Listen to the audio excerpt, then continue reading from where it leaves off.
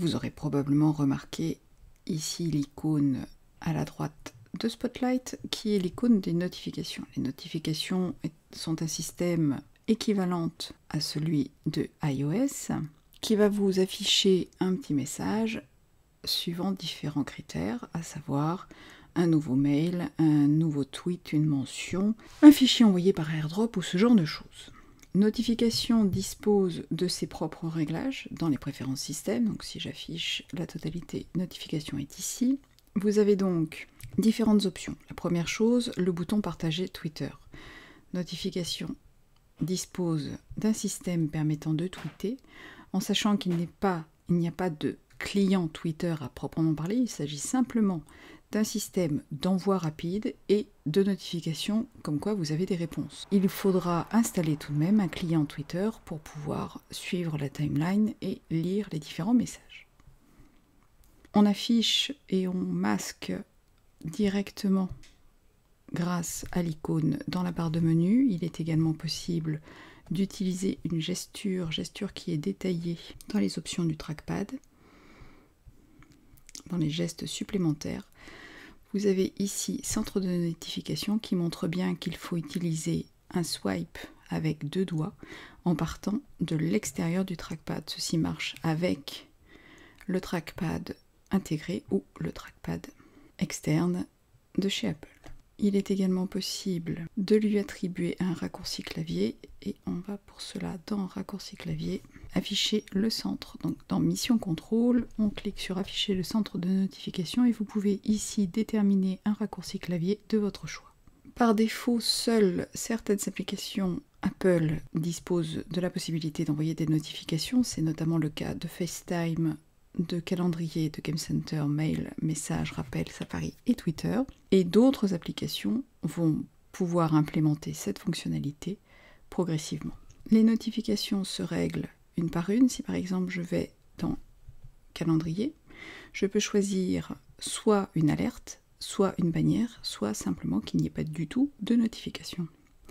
Les bannières sont de simples messages qui vont disparaître spontanément. Les alertes sont des messages avec un bouton snooze et un bouton terminé, permettant soit de fermer l'alerte, soit de la faire se rejouer 15 minutes plus tard. Pour ce qui est de mail, par défaut, vous avez les bannières. Remarquez que vous pouvez choisir d'afficher les différents éléments, soit le dernier, soit les 5 derniers, 10 ou 20 derniers. Vous pouvez également choisir d'ajouter une pastille sur l'icône de l'application en fonction du nombre de notifications et ou jouer un son à la réception des notifications.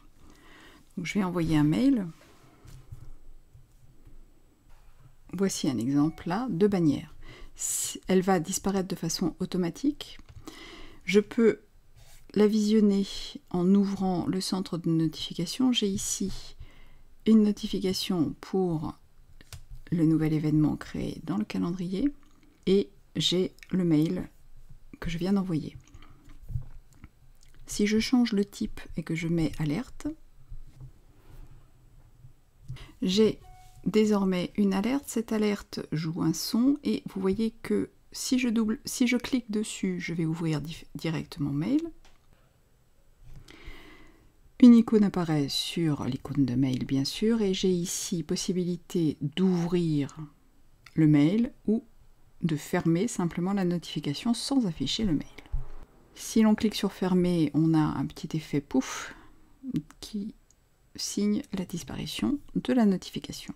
Chaque application peut être configurée différemment, à savoir par exemple juste des bannières pour les messages, mais pour ce qui est des rappels, le système d'alerte est plus intéressant. Je vais d'ailleurs réaliser un rappel tout de suite. Je peux également faire la même chose avec Safari. Certains sites auront la possibilité d'envoyer des alertes, des notifications. Et la même chose est valable pour Twitter. Pour ce qui est de Twitter, j'ai ici un bouton d'option me permettant d'afficher les notifications uniquement pour les mentions, les messages directs ou aucun des deux. Vous voyez que l'application rappel s'affiche à l'avance. Dans 3 minutes, il jouera la notification. Si je tire vers le haut, j'ai un bouton ici me permettant de suspendre les alertes et les bannières. Si je fais ça, pendant 24 heures, aucune notification ne sera jouée ni affichée. au bout de 24 heures, de toute façon, l'application va se remettre en route et vous pourrez à ce moment-là de nouveau la bloquer. Ceci est pour éviter aux têtes en l'air de se retrouver sans notification de façon perpétuelle. Je vais aller installer une application tierce. Une fois que cette application est installée,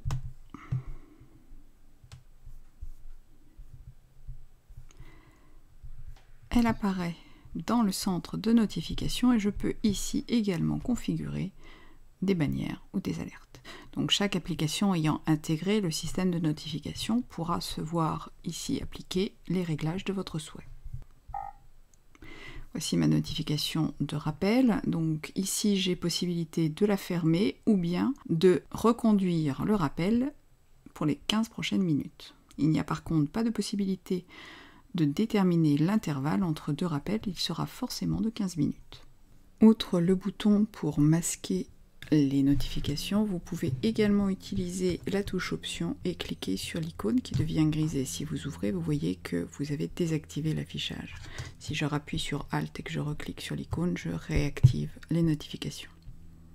Dans le cas de mail, d'autres options pour les notifications sont cachées dans les préférences.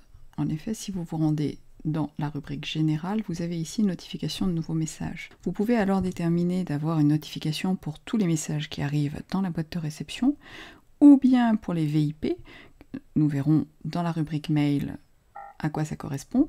Voici ici ma notification qui avait été renvoyée à 15 minutes, donc je vais cliquer sur fermer. Je peux également assigner uniquement à certains contacts ou bien à toutes les boîtes aux lettres. Auquel cas, si j'ai des règles qui envoient directement des messages dans des dossiers différents de la boîte de réception, les notifications apparaîtront également.